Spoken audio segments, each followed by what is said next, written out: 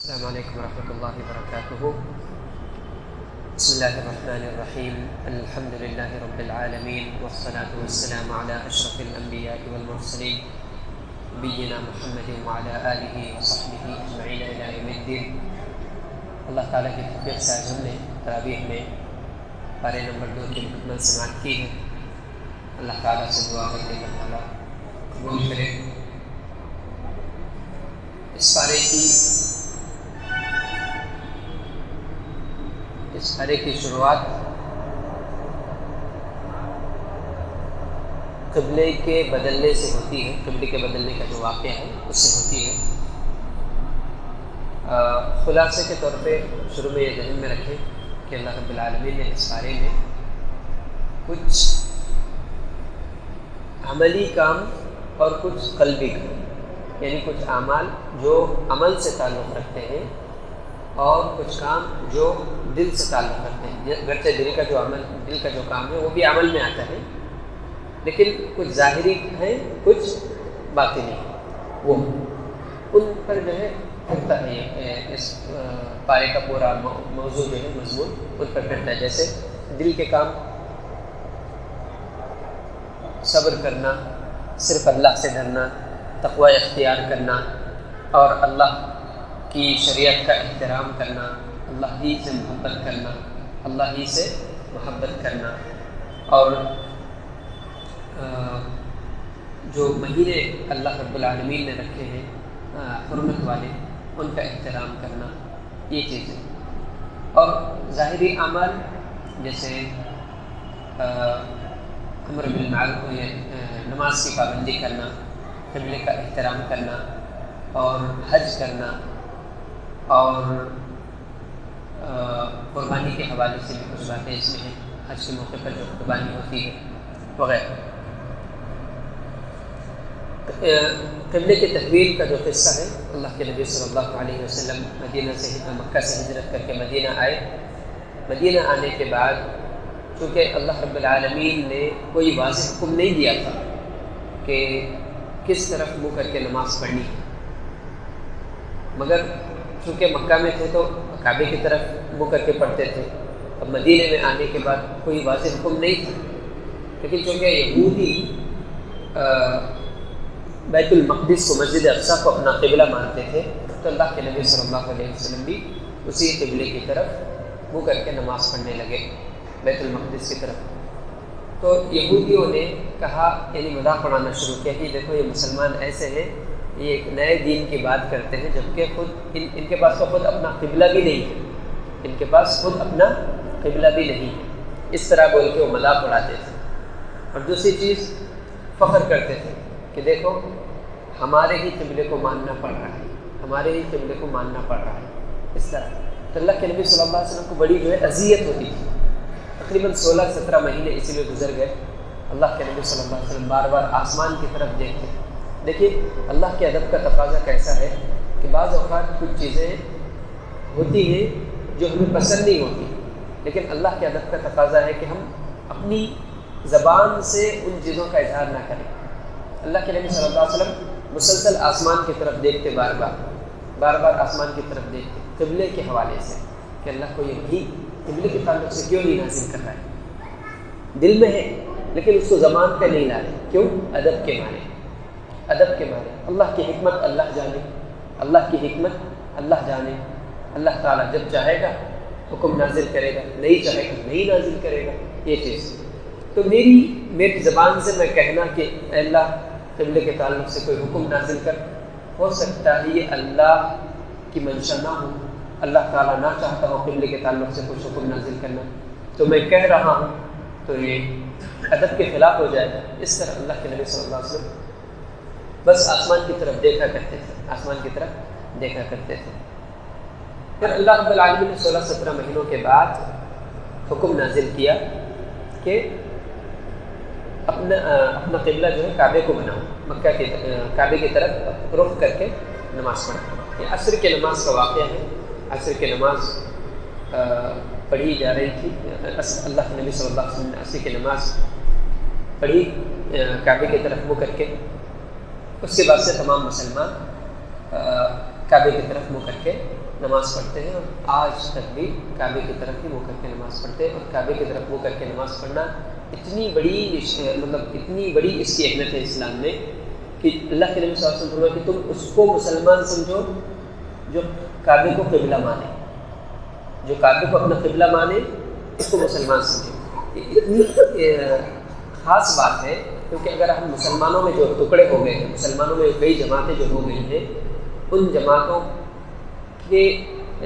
جماعتوں کا جائزہ لیں گے، یعنی جو جماعتیں سنی ہیں ان کو تو چھوڑو، جو جماعتیں سنی ہیں یعنی اللہ کے نبی صلی اللہ علیہ وسلم کے کلمے میں کوئی اختلاف نہیں کرتے، لیکن جن لوگوں نے کلمے میں اختلاف کیا، کلمے کو توڑا مروڑا، کلمے میں کچھ اور ایڈ کیا، ان لوگوں کے عقیدے جب ہم پڑھتے ہیں تو معلوم ہوتا ہے کہ وہ لوگ اپنا قبلہ کسی اور جگہ کو مانتے ہیں، وہ لوگ اپنا قبلہ کسی اور جگہ کو مانتے ہیں. جیسے مثال کے طور پہ قادیانی لوگ کعبے کو قبلہ نہیں مانتے، قادیانی لوگ کعبے کو قبلہ نہیں مانتے، بلکہ وہ غلام احمد قادیانی کی جو قبر ہے یا غلام احمد قادیان کا جو گاؤں ہے قادیان، اس کو اپنا قبلہ مانتے ہیں.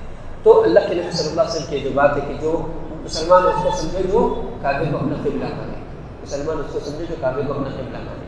یہ تو قبلے کے تعلق سے تھا. پھر اس کے بعد اللہ تعالیٰ نے، چونکہ نبی صلی اللہ علیہ وسلم کا اور مسلمانوں کا یہودی مذاق اڑاتے تھے کہ ان کے پاس اپنا بھی قبلہ نہیں ہے، نہیں اپنے یہ لوگ قبلے کے لیے بھی ہمارے دین کے محتاج ہیں. اس طرح جب مذاق اڑائے تو اللہ نے اس پارے کی ابتدا کیا کہ سیقول السفہاء، اللہ کے نبی صلی اللہ علیہ وسلم اور مسلمان اپنی طرف سے کچھ نہیں بولے ان لوگوں کو. اللہ نے یہودیوں کو بے وقوفوں کا لفظ ان کے لیے استعمال کیا کہ بے وقوف لوگ یہ کہہ رہے ہیں، بے وقوف لوگ یہ کہہ رہے ہیں. تو اس میں ایک چیز یہ بھی ملتی ہے کہ جب کسی شخص کو کوئی شخص گالی دے رہا ہے، بری باتیں بول رہا ہے، تو جب تک وہ خاموش رہتا ہے ایک فرشتہ اس کی طرف سے جواب دیتا ہے. جب وہ خود جواب دینے لگے تو پھر فرشتہ رک جاتا ہے. تو یہاں پہ اللہ تعالیٰ ان لوگوں کا جواب دے رہا ہے، ان لوگوں کو جو ہے اللہ تعالیٰ بے وقوف کہہ رہا ہے. تو یقیناً اللہ رب العالمین جسے بے وقوف کہے اس سے بڑا بے وقوف، وہ واقعی میں بے وقوف، اس سے بڑا بے وقوف کوئی نہیں ہو سکتا. اور اللہ رب العالمین نے دو لوگوں کو بے وقوف کہا ہے قرآن مجید میں، دو لوگوں کو، ایک منافقین کو، ایک یہودیوں کو، ایک منافقین کو اور ایک یہودیوں کو. اس کے بعد اللہ رب العالمین نے وہ جو بات آئی تھی کہ اللہ رب کچھ دل کے کام یعنی اللہ کی محبت کے تعلق سے اللہ تعالیٰ نے بیان کیا کہ جو ایمان والے ہیں وہ لوگ اللہ سے شدید محبت کرتے ہیں. جو لوگ ایمان والے ہیں وہ اللہ تعالیٰ سے شدید محبت کرتے ہیں، اور جو کفر والے ہیں وہ لوگ اپنے خداؤں سے، اپنے جھوٹے دین سے اللہ کی محبت سے بھی زیادہ شدید محبت کرتے ہیں، اللہ کی محبت سے بھی زیادہ شدید محبت کرتے ہیں. یہ لوگ اللہ کے دشمن ہوتے ہیں، یہ لوگ اللہ کے دشمن ہوتے ہیں. پھر ان کا انجام کیا ہوگا اس کے تعلق سے اللہ نے کچھ آیتوں میں ان باتوں کو ذکر فرمایا. اس کے بعد حلال اور حرام کے تعلق سے ہے کہ حلال کیا ہے، حرام کیا کیا ہے، اللہ رب العالمین نے اس کو بتایا. اس کے بعد ہے روزوں کی فرضیت کا ذکر. روزوں کی فرضیت کا ذکر قرآن مجید میں صرف اسی جگہ ہے. قرآن مجید میں روزوں کے فرض ہونے کا ذکر صرف اسی جگہ ہے اور روزے فرض ہے. اور روزوں کا جو سب سے بڑا فائدہ ہے، سب سے بڑا فائدہ کیا ہے، یہ تقوی جو ہے انسان کے اندر پیدا کرتا ہے. انسان اگر متقی بننا چاہتا ہے، حقیقت میں وہ اللہ تعالیٰ کی اطاعت پر جو ہے قائم رہنا چاہتا ہے، تو اسے روزوں کو لازم پکڑنا چاہیے. تقوی کیا ہے؟ اللہ کی اطاعت کرنا ثواب کی نیت سے، اللہ کی نافرمانی سے بچنا، اس کے عذاب سے ڈرتے ہوئے، یہ تقوی ہے. اور اس میں سب سے ایمان اگر پختہ ہو تو اس کے بعد جو سب سے زیادہ کام آتی ہے تقوی کو زیادہ کرنے میں، تقوی مضبوط کرنے میں، وہ روزہ ہے. اللہ رب العالمین نے اس سورہ میں بار بار تقوی کا ذکر کیا، بار بار تقوی کا ذکر فرمایا. اس کے بعد اللہ رب العالمین نے فرمایا کہ ام حسبتم ان تدخلوا الجنہ، آیت لمبی ہے اس میں اللہ رب العالمین نے فرمایا کہ کیا تم سمجھتے ہو کہ یوں ہی جنت میں چلے جاؤ گے، جنت یوں ہی مل جائے گی؟ نہیں، بلکہ تم سے پہلے کے لوگوں کو جس طرح آزمایا گیا تھا ویسے ہی تم کو بھی آزمایا جائے گا۔ پہلے کے لوگوں کو کیسے آزمایا گیا؟ ان کو جو ہے آریوں سے کاٹ ڈالا گیا، ان کو ایسا کیا گیا، ویسا کیا گیا۔ یہ اللہ رب العالمین نے ذکر فرمایا، اللہ رب العالمین نے ذکر فرمایا۔ تو خلاصہ کیا ہے؟ جنت کا جو راستہ ہے وہ صبر ہے، وہ صبر ہے۔ جنت کا جو راستہ ہے وہ مصیبتوں پر صبر ہے۔ جو شخص صبر نہیں کر سکتا وہ جنت کے راستے پر نہیں آ سکتا۔ اسی لیے بعض صحابہ نے یہاں تک کہا کہ جس شخص میں صبر نہیں اس میں ایمان نہیں۔ اور صبر تین طرح کا ہوتا ہے، صبر تین طرح کا ہوتا ہے۔ ایک نیکی پر ثابت قدم رہنا، نیکی پر ثابت قدم رہنا۔ دوسرا گناہ سے بچنا، گناہ سے بچنے میں جو مشقت آتی ہے وہ بھی صبر ہے، ٹھیک۔ اور تیسرا اللہ کی لکھی ہوئی تقدیر کے جو حالات حادثات زندگی میں آتے ہیں، یہ ہو گیا، وہ ہو گیا، وہ مر گیا یا ان مر گیا، بیمار ہو گئے، وہ چلا گیا، یہ چلا گیا، کچھ بھی۔ تو یہ جو تقدیر میں لکھی ہوئی جو تکلیفیں ہیں، حادثات ہیں، ان کو اللہ کی رضا کی خاطر برداشت کریں، یہ صبر ہے۔ جس شخص کے اندر صبر نہیں اس کے اندر ایمان نہیں۔ اس کے بعد اللہ رب العالمین نے اللہ رب العالمین کی آیتوں کو، قرآن کی باتوں کو مذاق بنانے سے روکا ہے، مذاق بنانے سے اللہ رب العالمین نے روکا ہے۔ کیوں؟ اللہ رب العالمین کے دین کا مذاق اڑانا یا دین کی کسی بات کا مذاق اڑانا یہ بڑے گناہوں میں سے، بڑے گناہوں میں سے، چاہے وہ زبانی طور پہ مذاق اڑایا جائے، چاہے عملی طور پہ جو ہے فعلی طور پہ مذاق اڑایا جائے۔ اللہ رب العالمین کے دین کی معمولی سی بات کا بھی یا چھوٹی سی بات کا بھی مذاق اڑانا بڑے گناہوں میں سے ہے۔ اس کے بعد اللہ رب العالمین نے اس سورے میں خاندان کے احکام ذکر فرمائے ہیں۔ خاندان کے، نکاح، طلاق، بیوی سے کس حالت میں مل سکتے، کس حالت میں نہیں مل سکتے، نکاح کس سے کرنا چاہیے، کس سے نہیں کرنا چاہیے، اللہ رب العالمین نے اس میں ذکر فرمایا۔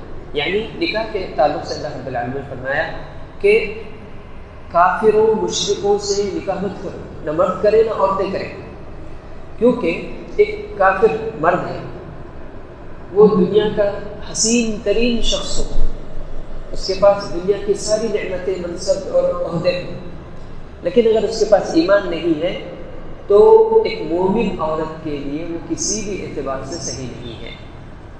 اس کے بجائے، اس کے مقابلے میں ایک بدصورت غریب غلام سے شادی کرنا مومنہ عورت کے لیے زیادہ اچھا ہے اس سے شادی کرنے سے۔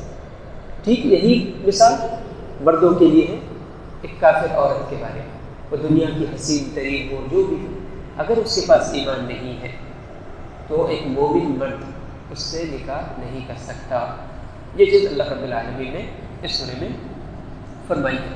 خاندان کے احکام، طلاق کتنی مرتبہ ہوگی، طلاق کیسے دی جائے گی، عدت کے احکام کیا ہوں گے، اور بچہ ہوتا ہے، میاں بیوی الگ ہو جاتے ہیں، بچہ ہوتا ہے ساتھ میں، تو اس بچے کے وقت میں کیا کرنا چاہیے، بیوی کی ذمہ داری ہے یا شوہر کی ذمہ داری ہے، کون خرچہ اٹھائے گا، یہ ساری چیزیں اللہ رب العالمین نے اس میں ذکر فرمائی ہے۔ ایک اور چیز اللہ رب العالمین نے اس میں ذکر فرمائی وہ کیا ہے کہ جب الگ ہو رہے ہیں، میاں بیوی اگر الگ بھی ہو رہے ہیں تو ایک دوسرے کے ساتھ احسان کرنا نہ بھولیں۔ ساتھ میں احسان کرنا سمجھ میں آتا ہے، الگ ہوتے وقت میں احسان کیا ہے یا الگ ہونے کے بعد احسان کیا ہے؟ الگ ہوتے وقت احسان یہ ہے کہ ایک دوسرے پہ الزام تراشی کر کے الگ نہ ہو۔ الگ ہونے کے بعد احسان یہ ہے کہ الگ ہو جانے کے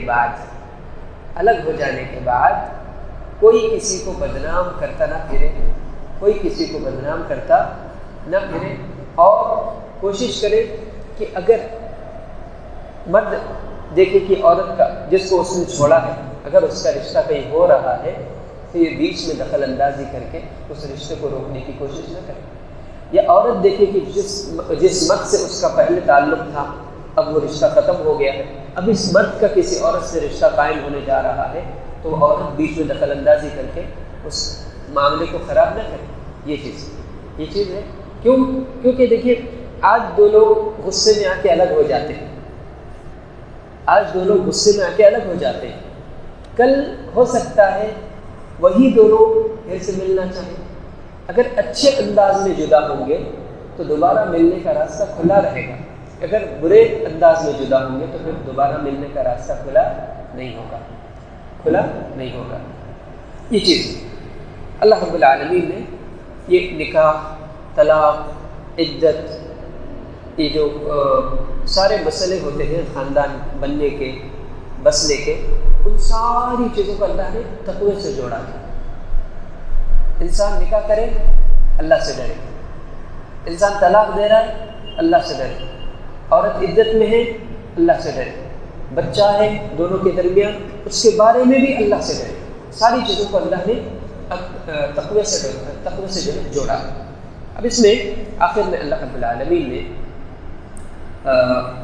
ایک قصہ ذکر ہے، ایک آیت ہے، من ذا الذی یقرض اللہ قرضا حسنا، کہ کون ہے جو اللہ رب العالمین کو بہتر قرض دے. بڑا پیارا سا قصہ ہے. دیکھیں یعنی قرآن سے کبھی کبھی کچھ لوگ کس قدر شدید متاثر ہوتے ہیں.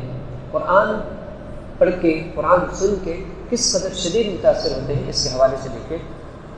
جب یہ آیت نازل ہوئی، من ذا الذی یقرض اللہ قرضا حسنا، کون ہے جو اللہ کو بہترین قرضہ دے. تو ابو الدرداء رضی اللہ تعالیٰ ایک صحابی ہے، مدینے کے مالدار صحابیوں میں سے اور امیر صحابیوں میں سے. ان کا ایک بہترین باغ تھا جس میں 600 کھجور کے جھاڑ تھے، جس سے پھل جو ہے بہترین آتے تھے، جس کا کھجور بہترین ہوا کرتا تھا. جب انہوں نے یہ بھی آیت نازل ہوئی تو انہوں نے اللہ کے نبی صلی اللہ علیہ وسلم سے پوچھا کہ اللہ کے نبی، کیا اللہ بندوں سے قرض مانگتا ہے؟ تو اللہ کے نبی صلی اللہ علیہ وسلم نے کہا کہ ہاں اللہ قرض مانگتا ہے. تو انہوں نے کہا کہ اللہ کے نبی، میں اللہ کو قرض دے رہا ہوں اپنا پورا باغ، 600 کھجور کے جھاڑوں کا پورا باغ میں اللہ کو قرض دیا. بولے اللہ اپنے پھر باغ میں آئے، آ کر جو ہے داخل بھی نہیں ہوئے، باہر ہی سے اپنی بیوی کو آواز دے کے بولے کہ تم باہر آ جاؤ، یہ باغ ہم نے اللہ کو دے دیا قرض کی طرح. کچھ لوگ اس قدر یہ ہوتے ہیں. اب یہ اللہ کو قرض دینا کیا ہے؟ اللہ کو قرض دینا کیا ہے؟ اللہ کو قرض دینا یہ ہے کہ ہم اللہ کی خاطر کوئی پیسہ، کوئی مال خرچ کرتے ہیں، اپنی کوئی صلاحیت اللہ کی خاطر خرچ کرتے ہیں، صرف اللہ کی خاطر. اس کے بدلے میں ہم کچھ بھی نہیں لیتے، وہ اللہ کی خاطر ہو گئی. تو اللہ رب العالمین خاص طور پہ مال کی جو نیکی ہے، مال خرچ کرنے کی جو نیکی ہے اللہ کی راہ میں اخلاص کے ساتھ، تو اللہ رب العالمین اس کی حفاظت کرتا ہے.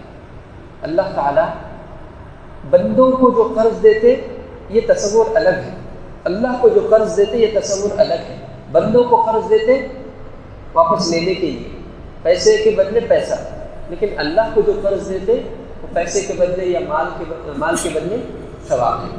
اور اللہ رب العالمین کیا کرتا ہے؟ اس صدقے کی حفاظت کرتا ہے، اس صدقے کی پرورش کرتا ہے، اس صدقے کے اجر کو بڑھا چڑھا کے بندے کو عطا کرتا ہے، بڑھا چڑھا کے اللہ تعالیٰ بندے کو عطا کرتا ہے. اس پارے کے آخر میں طالوت اور جالوت کا قصہ بھی ہے.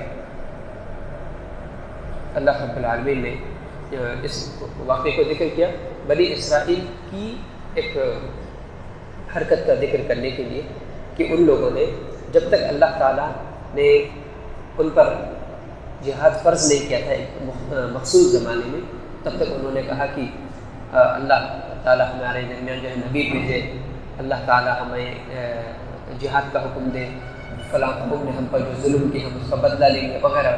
جب اللہ نے جہاد فرض کیا تو پھر یہ نبی کا ساتھ چھوڑ کے بھاگ گئے. یہ جو ہے نا اس انداز میں سمجھیے کہ جس بات سے اللہ نے روکا، جس سے ان کی طاقت ختم ہو سکتی تھی، وہی کام کو انہوں نے کیا. تو اللہ رب العالمین نے اس کا یہاں پہ ذکر فرمایا اور کہا کہ اللہ تعالیٰ جو بلندیاں عطا کرتا ہے، کامیابیاں عطا کرتا ہے، صبر کرنے والوں کو عطا کرتا ہے. جو لوگ صبر نہیں کر سکتے اللہ رب العالمین انہیں کوئی بلندی کوئی کامیابی عطا نہیں کرتا ہے، کوئی بھی کامیابی بلندی ان کو نہیں ملتی ہے۔ یہ اللہ رب العالمین نے اس میں ذکر فرمایا۔ اس میں ہمارے لیے اشارہ یہ ہے کہ ہم جو ایک وقت بولتے ہیں کہ اللہ تعالیٰ ہمیں بھی ایسا موقع دیا تو ہم بھی کریں گے، ہمیں بھی موقع آیا تو کریں گے، لیکن جب موقع آتا ہے تو نہیں کر پاتے، موقع آتا ہے تو نہیں کر پاتے۔ یہ اللہ کی آزمائش ہے، اور اللہ رب العالمین کی آزمائش کا یہ انداز ایسا ہے کہ جب انسان یہ کہتا ہے کہ میرے پاس بھی ایسا ہو یا مجھے بھی موقع ملے کروں گا، تو اللہ فوراً نہیں دیتا، فوراً نہیں دیتا۔ ایک گیپ آتا ہے، ایک زمانہ بیچ میں آتا ہے، ایک وقت آتا ہے بیچ میں۔ جب تک اگر انسان کی نیت واقعی سچی تھی تو اتنے سارے زمانے میں بھی، اتنے سارے وقت میں بھی وہ اپنی نیت پر باقی رہتا ہے۔ اگر اس کی نیت سچی نہیں تھی، بس وقتی تھی، یا نیت میں کوئی کھوٹ تھا، تو زمانہ آتے آتے اس کی نیت بدل جاتی ہے۔ اور جب اللہ موقع دیتا ہے تو وہ نہیں کر پاتا ہے، وہ نہیں کر پاتا ہے۔ یہ اللہ کی طرف سے حجت ہے، اللہ کی طرف سے یہ حجت پوری وجہ ہے۔ دیکھو، تو بولا تھا کہ تو کرے گا، آج تو کرنے کے قابل ہے، لیکن تو نہیں کیا۔ کل کے دن بندہ یہ نہ بولے قیامت کے دن کہ اللہ تو مجھے موقع نہیں دیا تھا اس لیے میں نہیں کیا، ایسا نہیں۔ یہ صحت کے حوالے سے بھی بات ہو سکتی ہے، وقت کے حوالے سے بھی بات ہو سکتی ہے، مال کے حوالے سے بھی بات ہو سکتی ہے، کسی اور حوالے سے بھی بات ہو سکتی ہے۔ سبحانک اللہم و بحمدک، اشہد ان لا الہ الا انت، استغفرک و اتوب الیک۔ السلام علیکم و رحمۃ اللہ وبرکاتہ۔